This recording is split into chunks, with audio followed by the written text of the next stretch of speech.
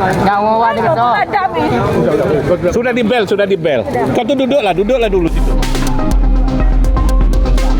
Kebakaran melanda satu unit rumah yang terletak di Kecamatan Danau Teluk, Kota Jambi, Selasa pagi. Diduga kebakaran terjadi akibat korsleting listrik dari kipas angin yang lupa dicabut oleh pemilik rumah saat mengantarkan anak sekolah. Banyaknya material yang mudah terbakar membuat api dengan cepat menyebar ke seluruh bangunan rumah. Api yang cepat membesar membuat pemilik rumah histeris melihat rumahnya terbakar. Belasan mobil pemadam kebakaran dikerahkan ke lokasi untuk padamkan api. Upaya petugas memadamkan api baru berhasil 1 jam kemudian.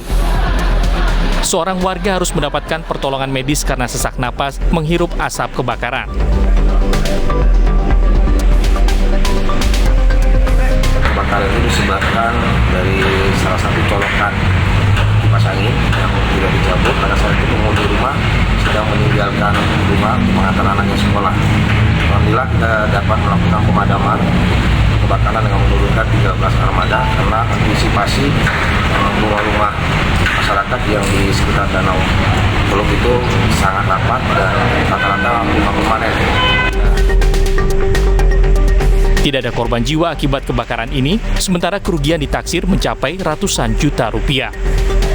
Dari Jambi, Adrianus Susandra, iNews melaporkan.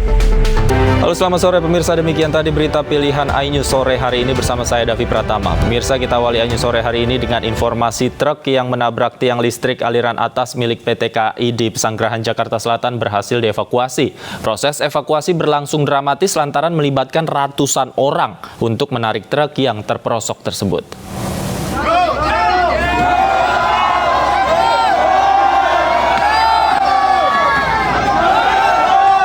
Petugas gabungan turut membantu proses evakuasi truk yang terperosok saluran air di Jalan Bintaro Permai, Pesanggerahan, Jakarta Selatan.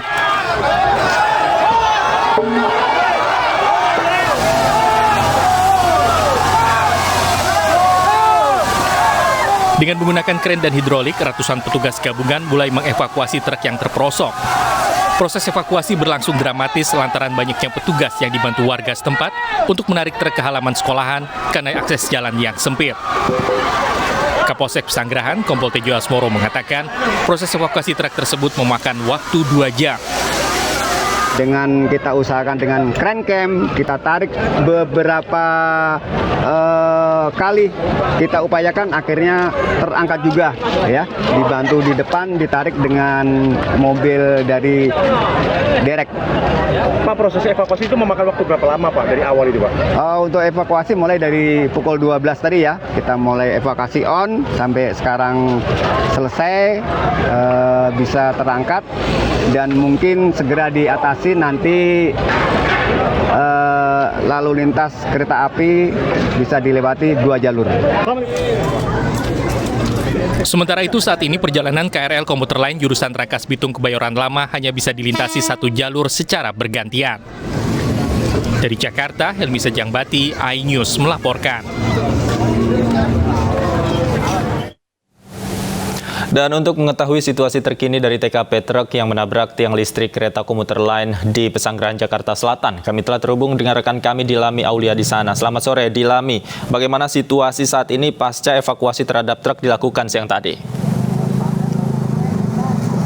Ya, selamat sore Davi dan juga pemirsa. Kecelakaan tunggal, yakni sebuah bus, sebuah truk maksud kami yang membawa barang-barang, yakni kecelakaan ini memang menubruk begitu tiang listrik terutama KRL yang komuter lain Pondok Ranji hingga Kebayoran, dan Anda bisa lihat di sebelah kiri saya ini memang tiang listrik LAA dari lintasan komuter lain Pondok Ranji hingga Kebayoran sudah selesai diperbaiki. Memang dari penuturan petugas, tiang LA ini sudah diperbaiki dari siang hari, mengingat juga ini merupakan akses penting dari jalannya KRL. Dan jika kita melihat kembali, memang kecelakaan sebuah truk bermuatan barang ini terjadi pada pukul 8:30 waktu Indonesia Barat dengan lokasi tepatnya di Jalan Bintaro Permai 4 Pesanggerahan, Jakarta Selatan. Namun memang tidak ada korban jiwa dalam kecelakaan tunggal ini, tetapi dari aliran listrik kereta api ini padam dan mengganggu sejumlah perjalanan KRL. Adapun tercatat 7 kereta api yang terganggu perjalanannya, diantaranya adalah perjalanan KRL Tanah Abang hingga Parung Panjang berhenti di stasiun Pondok, kemudian Parung Panjang hingga Tanah Abang tertahan di stasiun Pondok Raji, dan juga ada KRL Rangkas Bitung hingga Tanah Abang terhenti di stasiun Kebayoran. Tetapi saat ini KRL sudah dapat beroperasi kembali, dan tadi pun kami sempat melihat beberapa KRL dari arah Pondok Raji hingga Tanah Abang ini melintas begitu. Selain itu memang kecelakaan ini tadi truk yang bermuatan barang ini sudah dievakuasi kiranya dari setengah 10 hingga setengah 2 dan membutuhkan waktu 4 jam, yang mana evakuasi ini dilakukan dengan mengosongkan terlebih dahulu barang-barang muatan dan truk, dan adapun petugas ini membawa atau mengangkut truk bermuatan besar tersebut dengan alat besar atau alat berat atau crane, karena memang jika kita melihat kembali jalan di sekitaran Bentaro Permai 4 ini sangatlah kecil, sehingga memang perlu penanganan ekstra dari ratusan petugas pun secara dramatis ini tadi melakukan angkat truk itu dengan kendaraan berat atau crane. Dan jika kita melihat kembali, memang dari penuturan Kapolsek Pesanggerahan Kompol Tejo mengatakan bahwa kecelakaan tunggal ini diakibatkan dari sopir yang mencari tujuan di Google Maps, tetapi saat ia mencari tujuan, ia malah diarahkan ke Jalan Bintaro 4 dan tersendat di lingkungan atau jalan yang kecil ini, sehingga ia saat putar balik ia menabrak LAA KRL sehingga mengganggu perjalanan di sini. Kembali kepada Anda, Davi, begitu. Baik, terima kasih Dilami Aulia atas laporan Anda langsung dari lokasi kecelakaan di Pesanggerahan, Jakarta Selatan. Selamat bertugas kembali. Sebelumnya, satu unit truk Fuso menabrak tiang listrik di Pesanggerahan, Jakarta Selatan Selasa pagi. Akibatnya perjalanan komuter lain jurusan Rangkas Bitung Kebayoran Lama terganggu.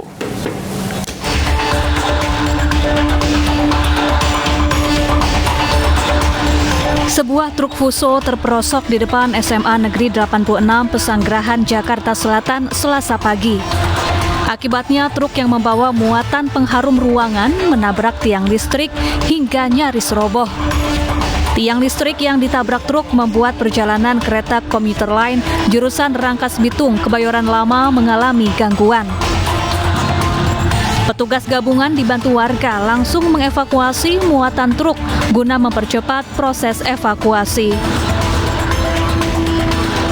Ini kecelakaan tunggal ya, tidak ada orang lain, cuma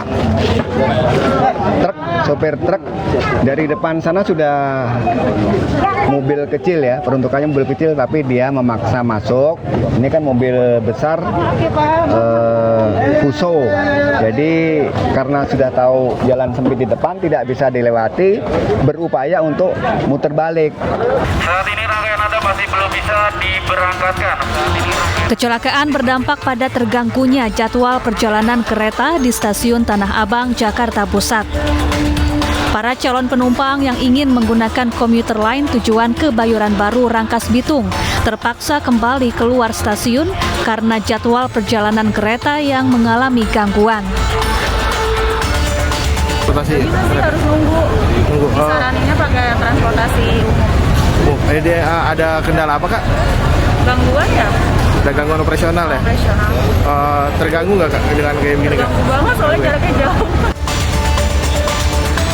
Untuk mencegah terjadinya penumpukan calon penumpang, pihak stasiun menyarankan agar para calon penumpang beralih ke moda transportasi lain. Dari Jakarta, tim liputan iNews melaporkan. Meski telah berangsur normal, imbas truk menabrak tiang listrik aliran atas membuat perjalanan KRL komuter lain terganggu. Bahkan penumpukan penumpang terjadi juga di stasiun Pondok Ranji, Tanggerang Selatan, Banten.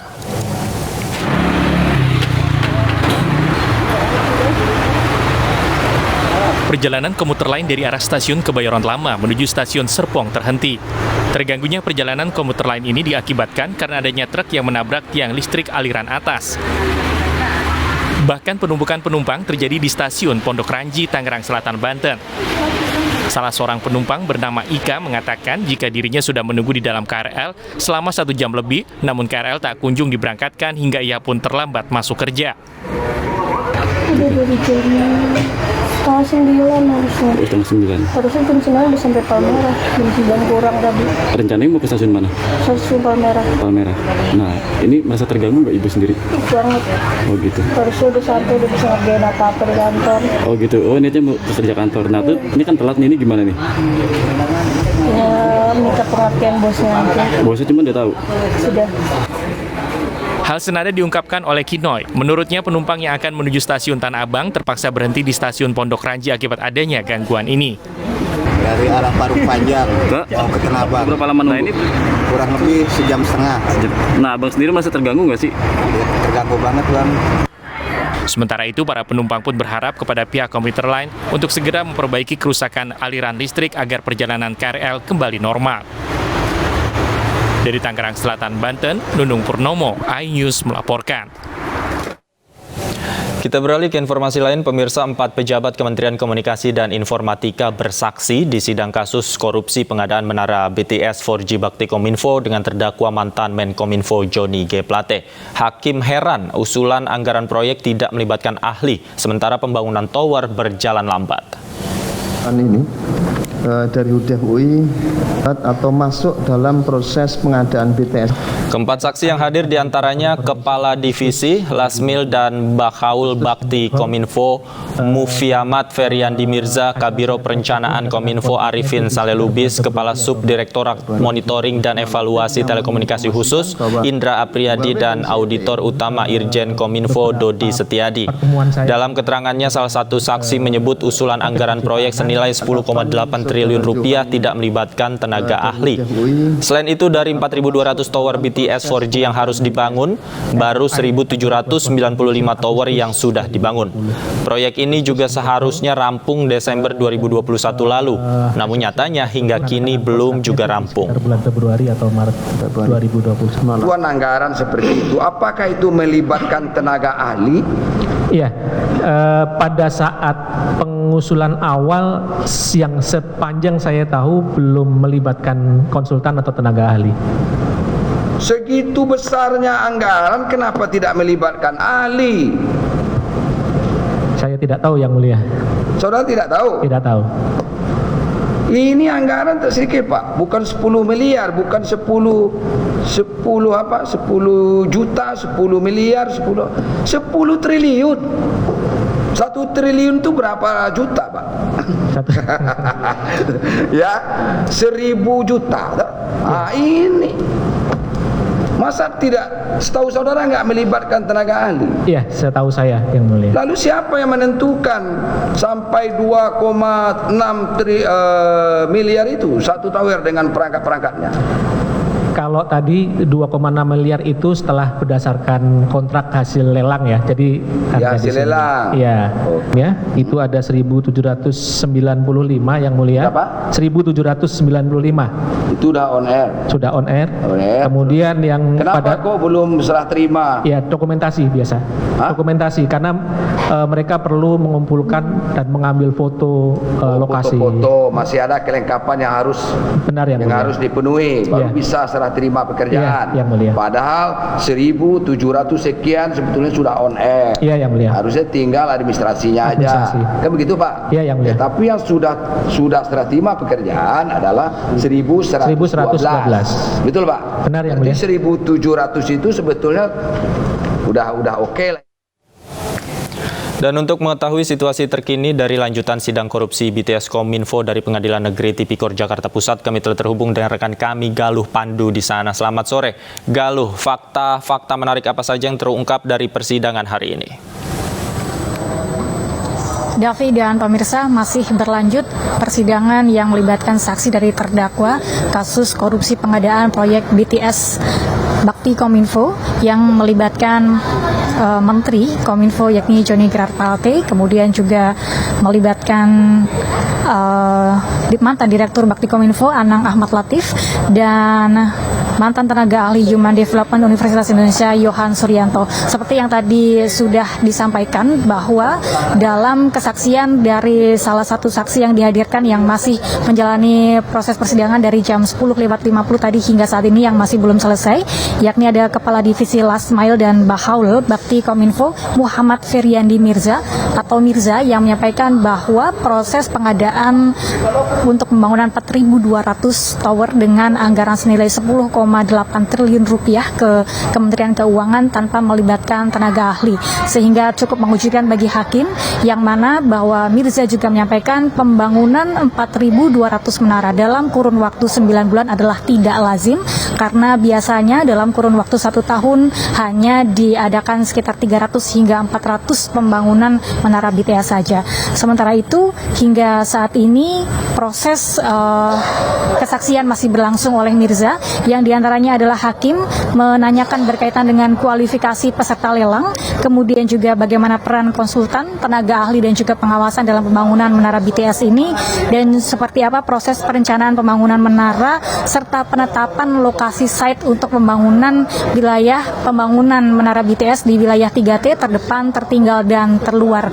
Dan sejauh yang kami tangkap bahwa bila ditarik benang merah dari kesaksian yang diberikan oleh Mirza, bahwa selama ini Mirza mengetahui bahwa mulai dari perencanaan, kemudian pemutusan anggaran dan lain sebagainya ini tidak lazim, namun karena menuruti perintah atasan atau pimpinan dari Joni Gerat Plate dalam hal ini, sehingga pelaksanaan tersebut terus dilaksanakan. Demikian, Davi.